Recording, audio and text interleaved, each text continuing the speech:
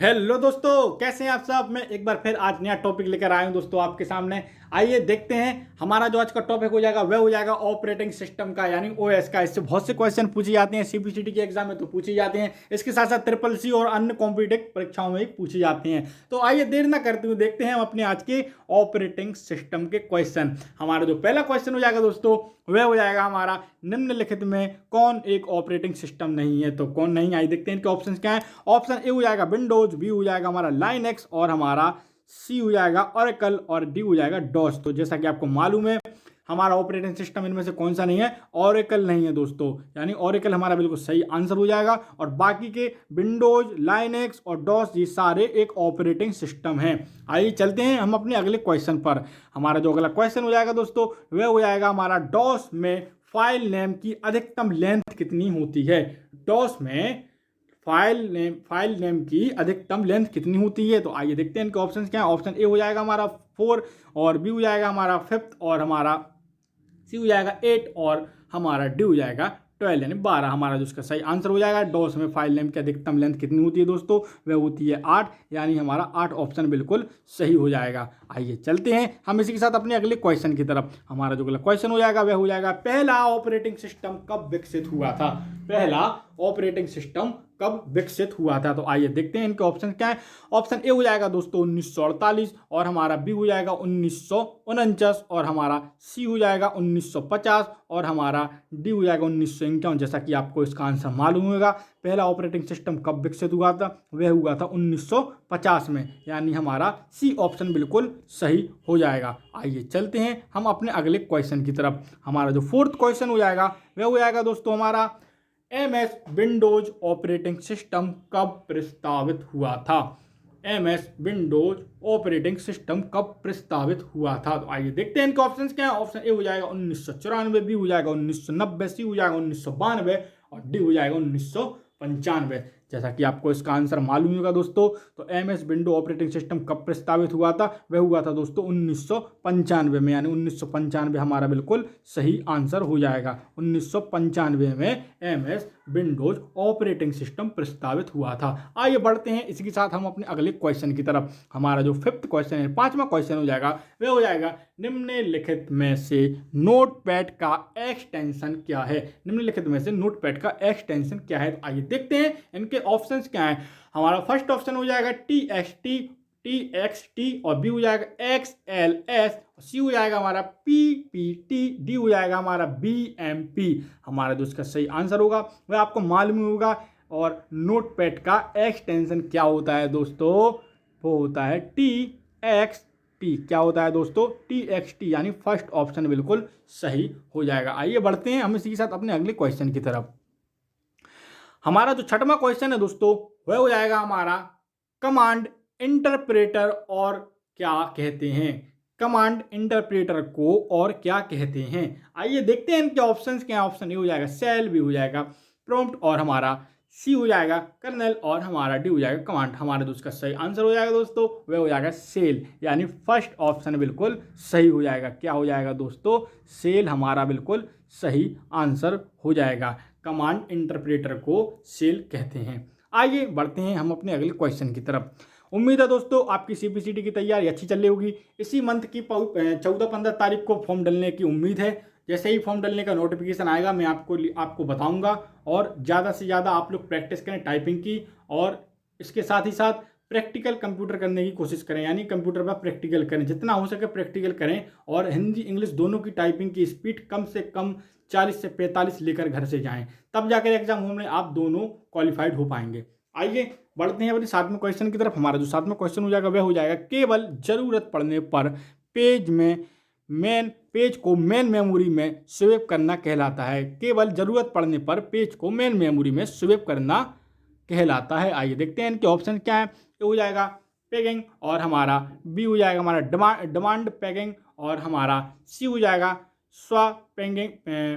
Swapping और हमारा D हो जाएगा दोस्तों बफरिंग। जैसा कि आपको इसका आंसर मालूम होगा, दिख ही रहा होगा, वह हो जाएगा डिमांड पैगिंग, यानी बी ऑप्शन बिल्कुल हमारा सही हो जाएगा। आइए बढ़ते हैं हम अपने आठवें क्वेश्चन की तरफ। हमारा जो 8वां क्वेश्चन हो जाएगा वह हो जाएगा दोस्तों FAT का पूरा नाम क्या है। FAT का पूरा नाम क्या है, तो आइए देखते हैं इनके ऑप्शंस क्या हैं। हमारा जो फर्स्ट ऑप्शन हो जाएगा वह हो जाएगा फाइल एट्रीब्यूट टेबल, और सेकंड हो जाएगा फाइल एलोकेशन टेबल, और हमारा थर्ड हो जाएगा यानी सी हो जाएगा फ्रंट फॉन्ट एट्रीब्यूट टेबल, और हमारा फोर्थ हो जाएगा यानी डी हो जाएगा फॉर्मेट एलोकेशन टेबल। हमारा जो इसका सही आंसर हो जाएगा वह हो जाएगा फाइल एलोकेशन टेबल, यानी हमारा बी ऑप्शन बिल्कुल सही हो जाएगा, यानी फाइल एलोकेशन टेबल, यानी बी ऑप्शन बिल्कुल सही हो जाएगा। ये बढ़ते हैं हम इसी के साथ अपने अगले क्वेश्चन की तरफ। हमारा जो 9वां क्वेश्चन हो जाएगा वह हो जाएगा BIOS का प्रयोग किया जाता है। BIOS का प्रयोग किया जाता है, तो आइए देखते हैं इनके ऑप्शंस क्या हैं। ऑप्शन ए हो जाएगा कंप्यूटर ऑपरेटिंग सिस्टम द्वारा BIOS का प्रयोग किया जाता है, ऑपरेटिंग सिस्टम के द्वारा। बी हो जाएगा कंपाइलर के द्वारा, सी हो जाएगा इंटरप्रेटर के द्वारा, डी हो जाएगा एप्लीकेशन सॉफ्टवेयर के द्वारा।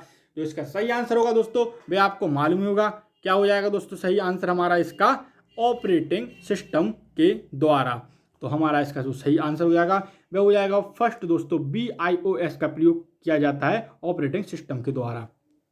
आइए बढ़ते हैं हम अपने अगले क्वेश्चन की तरफ। हमारा अगला क्वेश्चन हो जाएगा 10वां क्वेश्चन दोस्तों। क्वेश्चन है हमारा बूटिंग का तात्पर्य है। बूटिंग का तात्पर्य, आप सभी कंप्यूटर में बूटिंग करते होंगे, तो देखते हैं इनके ऑप्शंस क्या है। ए हो जाएगा कंप्यूटर को द्वारा स्टार्ट करना, सेकंड हो जाएगा प्रोग्राम को इंस्टॉल करना, और थर्ड हो जाएगा स्कैन करना, फोर्थ हो जाएगा टर्न ऑफ करना, और हमारा लास्ट हो जाएगा हमारा कंप्यूटर को द्वारा स्टार्ट करना। तो हमारा जो इसका सही आंसर हो जाएगा बूटिंग का तात्पर्य होता है कंप्यूटर को द्वारा स्टार्ट करना। क्या होता है दोस्तों, कंप्यूटर को द्वारा स्टार्ट करना, यानी ए ऑप्शन बिल्कुल सही हो जाएगा। आइए बढ़ते हैं हम इसी के साथ अपने अगले क्वेश्चन की तरफ। हमारा जो 11वां क्वेश्चन है दोस्तों वह है हमारा पेज फॉल्ट कब होता है। पेज फॉल्ट कब होता है, देखते हैं इनके ऑप्शन क्या हैं। ए ऑप्शन हो जाएगा जब पेज मेमोरी में मौजूद होता है, सेकंड जब डेडलॉक होता है, थर्ड हो जाएगा हमारा सी ऑप्शन जब पेज मेमोरी में मौजूद नहीं होता है, फोर्थ हो जाएगा जब बफरिंग होती है।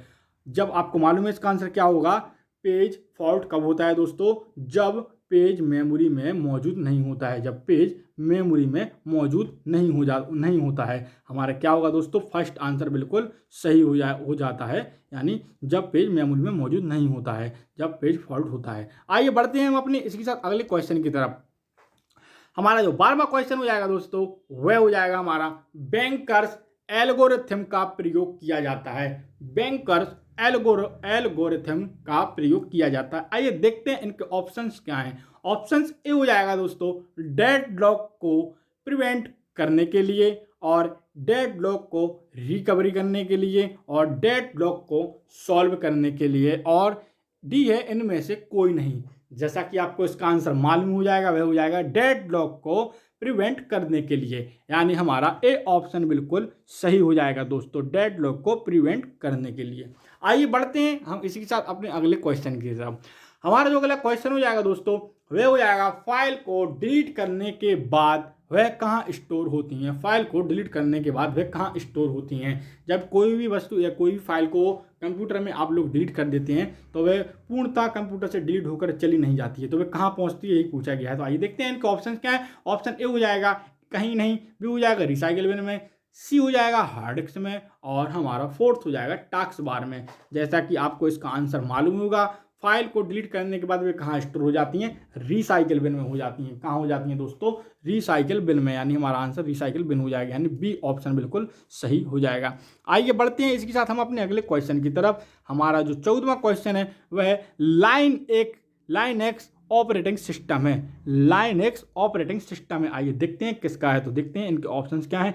ए हो जाएगा माइक्रोसॉफ्ट, बी हो जाएगा विंडोज, और सी हो जाएगा ओपन सोर्स, और हमारा डी हो जाएगा इनमें से कोई नहीं। जैसा कि आपको मालूम है लाइनक्स एक ऑपरेटिंग सिस्टम है, किसका है, ओपन सोर्स का। किसका है दोस्तों, ओपन सोर्स का, यानी हमारा सेकेंड ऑप्शन यानी बी ऑप्शन बिल्कुल सही हो जाएगा। आइए बढ़ते हैं हम इसी के साथ अपने अगले क्वेश्चन की तरफ। हमारा जो अगला क्वेश्चन है वह 15वां क्वेश्चन है, वह हो जाएगा DSM का पूरा नाम है। TSM का पूरा नाम है।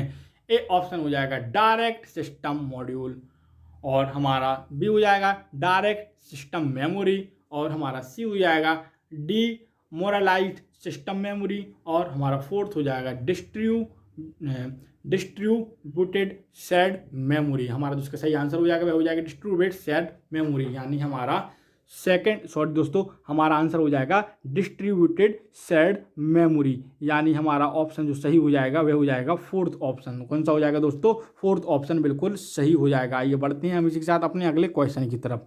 हमारा जो अगला क्वेश्चन हो जाएगा वह हो जाएगा दोस्तों हमारा 16वां क्वेश्चन, IDL का पूरा नाम क्या है? IDL का पूरा नाम क्या है? आइए देखते हैं IDL का पूरा नाम क्या है, फुल फॉर्म बताना है इसकी। ए ऑप्शन हो जाएगा ए ऑप्शन हो जाएगा इंटरफेस डेफिनेशन लैंग्वेज, बी हो जाएगा इंटरफेस डायरेक्ट लैंग्वेज, सी हो जाएगा इंटरफेस डेफिनेशन लैंग्वेज, फोर्थ हो जाएगा इंटरफेस डाटा लाइब्रेरी। हमारा जो इसका सही आंसर हो जाएगा वह हो जाएगा इंटरफेस डेफिनेशन लैंग्वेज। क्या हो जाएगा दोस्तों? इंटरफेस डेफिनेशन लैंग्वेज, यानी हमारा ऑप्शन सी ऑप्शन बिल्कुल सही हो जाएगा दोस्तों। आइए बढ़ते हैं हम इसी के साथ अपने अगले क्वेश्चन की तरफ। हमारा 17वां क्वेश्चन है दोस्तों, वह हो जाएगा बूट स्ट्रैपिंग को क्या कहते हैं? बूट स्ट्रैपिंग को क्या कहते हैं? आइए देखते हैं इनके ऑप्शंस क्या हैं। ए ऑप्शन हो जाएगा कोल्ड बूट, बी हो जाएगा हॉट बूट, और सी हो जाएगा कोल्ड हॉट बूट, और डी हो जाएगा कोल्ड हॉट स्ट्रैप। हमारा जो इसका सही आंसर हो जाएगा वह हो जाएगा, क्या बोलते हैं दोस्तों? Cold boot. क्या बोलते हैं? कोल्ड बूट, यानी ए ऑप्शन बिल्कुल सही हो जाएगा। आइए बढ़ते हैं हम अपने अगले क्वेश्चन की तरफ। हमारा जो 18वां क्वेश्चन हो जाएगा वह हो जाएगा फैंस रजिस्टर का प्रयोग किया जाता है। फैंस रजिस्टर का प्रयोग किया जाता है। आइए देखते हैं इनके ऑप्शंस क्या हैं। ऑप्शन ए हो जाएगा डेस्क प्रोटेक्शन के लिए, बी हो जाएगा CPU प्रोटेक्शन के लिए, सी हो जाएगा हमारा मेमोरी प्रोटेक्शन के लिए, और हमारा डी हो जाएगा इनमें से कोई नहीं। जैसा कि आपको इसका मालूम है आंसर, मेमोरी प्रोटेक्शन के लिए इसका प्रयोग किया जाता है। किसका? फैंस रजिस्टर का प्रयोग किसके लिए किया जाता है? मेमोरी प्रोटेक्शन के लिए इसका प्रयोग किया जाता है, यानी सी ऑप्शन बिल्कुल। 19वां क्वेश्चन हो जाएगा वह हो जाएगा यदि पेज का साइज बढ़ता है तो इंटरनल फ्रेगमेंशन होता है तो क्या होता है? ए ऑप्शन हो जाएगा ज़्यादा होता है, बी हो जाएगा हमारा कम होता है, और सी हो जाएगा हमारा नियत रहता है, यानी कंस्टेंट रहता है, और हमारा डी हो जाएगा इनमें से कोई नहीं। तो दोस्तों क्या हो जाता है? दोस्तों ज़्यादा हो जाता है। क्या हो जाता है? ज़्यादा हो जाता है। यदि पेज की साइज बढ़ती है तो इंटरनल फ्रेगमेंशन ज़्यादा हो जाता है। आइए चलते हैं हम इसी साथ अपने अगले क्वेश्चन की तरफ। हमारा जो 20वां क्वेश्चन हो जाएगा वह हो जाएगा निम्नलिखित में से कौन सा सिंगल यूजर ऑपरेटिंग सिस्टम है? आइए देखते हैं सिंगल यूजर ऑपरेटिंग सिस्टम कौन सा है। ए हो जाएगा हमारा विंडोज, बी हो जाएगा MAC मैक, यानी और थर्ड हो जाएगा हमारा MS DOS, और हमारा डी हो जाएगा इनमें से कोई नहीं। जैसा कि आपको मालूम है सिंगल यूजर सिस्टम कौन है दोस्तों?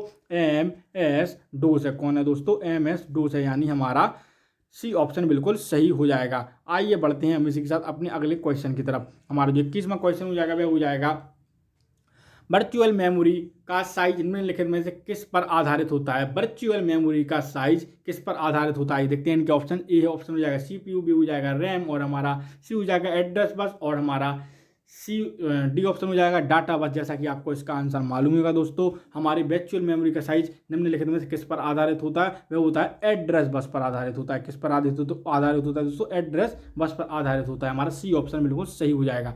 आइए बढ़ते हैं हम इसी के साथ अपने अगले क्वेश्चन की तरफ। हमारा जो 22वां क्वेश्चन हो जाएगा वह हो जाएगा दोस्तों मेमोरी एलोकेशन, जो एक्सटर्नल फ्रेगमेंशन के अंतर्गत आता है। तो आइए देखते हैं एक्सटर्नल फ्रेगमेंशन के अंतर्गत क्या आता है। आइए देखते हैं। ए ऑप्शन हो जाएगा डिमांड पेजिंग, बी हो जाएगा स्वीपिंग, और हमारा सी हो जाएगा सेगमेंटेशन, और हमारा डी हो जाएगा इनमें से कोई नहीं। जैसा कि आपको इसका आंसर मालूम हो जाएगा, क्या हो जाएगा दोस्तों? सेगमेंटेशन। क्या हो जाएगा दोस्तों? सेगमेंटेशन, यानी हमारा सी ऑप्शन बिल्कुल सही हो जाएगा। आइए बढ़ते हैं हम इसके साथ अपने अगले क्वेश्चन की तरफ। हमारा जो 23वां क्वेश्चन हो जाएगा वह हो जाएगा निम्नलिखित में से कौन एप्लीकेशन सॉफ्टवेयर नहीं है? निम्नलिखित में से कौन एप्लीकेशन सॉफ्टवेयर नहीं है? आपको बताना है इनमें से कौन है जो एक एप्लीकेशन सॉफ्टवेयर नहीं है विंडोज से। आइए देखते हैं इनके ऑप्शंस क्या हैं। ऑप्शन ए हो जाएगा विंडोज 7, बी हो जाएगा हमारा वर्ड, और सी हो जाएगा हमारा फोटोशॉप, डी हो जाएगा एक्सेल। तो इनमें से कौन एक एप्लीकेशन सॉफ्टवेयर नहीं दोस्तों? विंडोज 7 नहीं है। क्या नहीं है दोस्तों? विंडोज 7। वह आपको ऑप्शन ही से पता चल जाएगा, क्योंकि इसमें विंडोज लगा है। ये एक विंडोज होती है कंप्यूटर की, यह एक ऑपरेटिंग सिस्टम है, ना कि एक एप्लीकेशन सॉफ्टवेयर। विंडोज 7 हमारा बाकी की वर्ड, फोटोशॉप, एक्सेल ये क्या है दोस्तों? एक एप्लीकेशन सॉफ्टवेयर है। आइए बढ़ते हैं हम इसके साथ अपने अगले क्वेश्चन की तरफ। हमारा जो 24वां क्वेश्चन है वह निम्नलिखित में से कौन सा विंडोज 64 बिट को सपोर्ट करता है? निम्नलिखित में से कौन सा विंडोज 64 बिट को सपोर्ट करता है? ए ऑप्शन हो जाएगा हमारा विंडोज एक्सपी, बी हो जाएगा हमारा विंडोज 2000 और हमारा सी हो जाएगा विंडोज 98 और हमारा डी हो जाएगा विंडोज 95। हमारा जो इसका सही आंसर हो जाएगा वह हो जाएगा हमारा विंडोज एक्सपी, यानी निम्नलिखित में से कौन सा विंडोज 64 बिट को सपोर्ट करता है? तो कौन सा करता है? विंडोज एक्सपी करता है दोस्तों। कौन करता है? विंडोज एक्सपी हमारे 64 बिट को सपोर्ट करता है। आइए चलते हैं हम इसी के साथ अपने अगले क्वेश्चन की तरफ। हमारा जो अगला क्वेश्चन हो जाएगा दोस्तों वह हो जाएगा हमारा 25वां क्वेश्चन हमारा, निम्नलिखित में से किस विंडोज में स्टार्ट बटन नहीं होता है? देखिए अच्छा क्वेश्चन है, निम्नलिखित में से किस विंडोज में स्टार्ट बटन नहीं होता है? आइए देखते हैं इनके ऑप्शंस क्या हैं। ऑप्शन ए हो जाएगा विंडोज 7, हमारा बी हो जाएगा विंडोज 8 और हमारा सी हो जाएगा विंडोज एक्सपी और डी हो जाएगा इनमें से कोई नहीं। जैसा कि आपको मालूम है स्टार्ट बटन कौन सी विंडोज में नहीं होता है, वह होता है विंडोज 8, यानी हमारा सेकंड ऑप्शन बिल्कुल सही हो जाएगा। आइए बढ़ते हैं इसी तरफ अपने अगले क्वेश्चन की तरफ। हमारा जो 26वां क्वेश्चन हो जाएगा वह हो जाएगा हमारा, निम्नलिखित में से कौन सा ऑपरेटिंग सिस्टम एक समय में ज़्यादा से ज़्यादा प्रोग्राम को सपोर्ट नहीं करता है? निम्नलिखित में से कौन सा ऑपरेटिंग सिस्टम है जो एक समय में एक से ज़्यादा प्रोग्राम को सपोर्ट नहीं करता है? तो आइए देखते हैं इनके ऑप्शंस क्या हैं। हमारा ए ऑप्शन हो जाएगा लाइनक्स, बी हो जाएगा हमारा विंडोज और हमारा सी हो जाएगा हमारा यूनिक्स और हमारा डी हो जाएगा डॉस। हमारा जो इसका सही आंसर हो जाएगा वह आपको मालूम होगा, वह हो जाएगा डॉस, यानी डॉस ऑप्शन बिल्कुल सही हो जाएगा। आइए बढ़ते हैं हम इसी के साथ अपने अगले क्वेश्चन की तरफ। हमारा जो 27वां क्वेश्चन हो जाएगा दोस्तों वह हो जाएगा, निम्नलिखित में से वह कौन सी कंडीशन है जो डेडलॉक का कारण बनती है? निम्नलिखित में से वह कौन सी कंडीशन है जो डेडलॉक का कारण बनती है? आइए देखते हैं इनके ऑप्शन क्या है। ए ऑप्शन हो जाएगा म्यूचुअल एक्सक्लूजन और हमारा बी हो जाएगा होल्ड वेट और हमारा सी हो जाएगा सर्कुलर वेट और हमारा डी हो जाएगा नो प्रिवेंशन। तो हमारा जो इसका सही आंसर हो जाएगा वह हो जाएगा ये सभी दोस्तों, ये सारी हमारी बिल्कुल सही हो जाएंगी। Mutual extension, hold and wait, circular wait और नो प्रिवेंशन। तो आइए चलते हैं हम इसी के साथ अपने अगले क्वेश्चन की तरफ।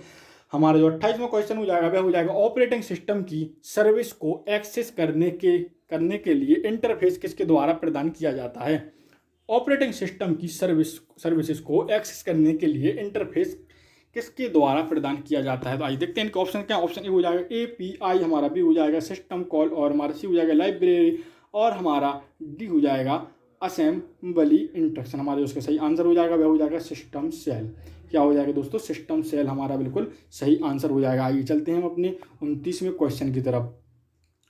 हमारा जो 29वां क्वेश्चन हो जाएगा वह हो जाएगा, निम्नलिखित में से कौन प्रोसेसर सिलेक्ट करने के लिए शॉर्ट टर्म शेड्यूलर को CPU का नियंत्रण देता है? निम्नलिखित में से कौन प्रोसेस सिलेक्ट करने के लिए शॉर्ट टर्म शेड्यूलर को CPU का नियंत्रण देता है? देखते हैं इनके ऑप्शन क्या। ऑप्शन ए हो जाएगा इंटरप्ट और हमारा सेकंड ऑप्शन हो गया शेड्यूलर और हमारा थर्ड हो जाएगा डिस्पैचर सॉरी दोस्तों जो ऑप्शन है डिस्पैचर और हमारा फोर्थ हो जाएगा इनमें से कोई नहीं। जैसा कि आपको इसका आंसर मालूम है वो हो जाएगा डिस्पैचर, यानी हमारा ऑप्शन सी ऑप्शन बिल्कुल सही हो जाएगा। आइए बढ़ते हैं हम अपने अगले क्वेश्चन की तरफ। हमारा आज का लास्ट क्वेश्चन आखिरी क्वेश्चन है वह हो जाएगा दोस्तों, वह प्रोसेस जो एक्सिक्यूट होने के लिए रेडी रहती है तथा वेट करती है वे लिस्ट में कहाँ रखी जाती है? वह प्रोसेसेस जो एक्सिक्यूट होने के लिए रेडी रहती है तथा वेट करती हैं वे लिस्ट में कहाँ रखी जाती हैं? ए ऑप्शन हो जाएगा जॉब क्यू और बी हो जाएगा रेडी क्यू और हमारा सी हो जाएगा एक्सटेंशन क्यू और हमारा डी हो जाएगा प्रोसेसर क्यू। हमारा जो इसका सही आंसर हो जाएगा वह हो जाएगा रेडी क्यू। हमारा इस दोस्तों आज का आखिरी क्वेश्चन था जो कि पूरा हो गया है। क्लास दोस्तों पूरी हो चुकी है, उम्मीद है आपको क्लास अच्छी लगेगी। अगर आप हमारे चैनल पर नए हैं तो प्लीज़ चैनल को सब्सक्राइब कीजिए, लाइक कीजिए और वीडियो को ज़्यादा से ज़्यादा शेयर कीजिए। मिलते हैं अपनी अगली क्लास में, तब तक के लिए दोस्तों नमस्कार।